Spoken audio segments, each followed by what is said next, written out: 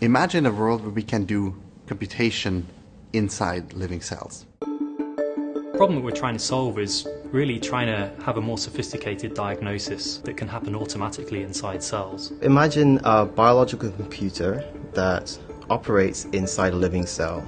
So for example, it could be used to determine whether a cell is cancerous, and if so, then trigger the death of the cell. So here we're talking about little molecular systems that you can, work that run in a test tube or maybe even in a live cell, so they're really small. The type of work that they're doing is essentially they're trying to sense, analyze and control molecular information. In this project, we're trying to use DNA as a programmable material.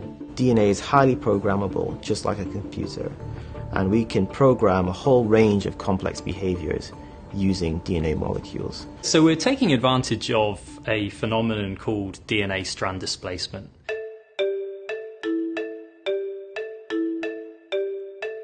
So DNA strand displacement is essentially a competitive hybridization reaction. So it's two strands of DNA that come together, and as they bind to one another, a third strand that was initially bound is kicked off. One issue with any biology research or biomolecular research is that it's always sort of a cycle of trial and error. You test it, it doesn't work, so you go back to the drawing board and you do that over and over again. And it's a slow cycle because doing experiments just is hard and it takes a lot of time. We developed a language for programming molecular circuits made of DNA. So the programmer would write down a collection of DNA strands, and the software will work out how these DNA strands interact with each other and can be used to predict their behavior over time.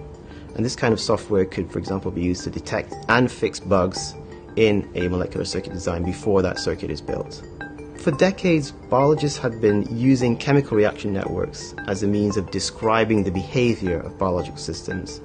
So what our technology enables for the first time is that any system described as a chemical reaction network can now be translated and implemented in biology at the molecular level. One of the things that we've done recently, which I'm particularly excited about, is that we have created, designed, using our tool, and created experimentally is an implementation of the so-called approximate majority algorithm.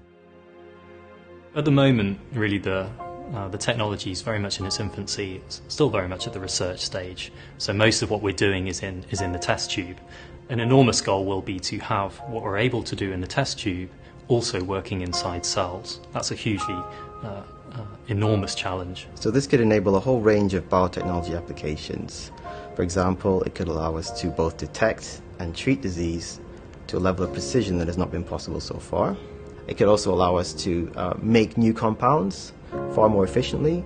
These compounds could be medicines or biomaterials, and ultimately it could allow us to make biological computers that operate at the molecular scale.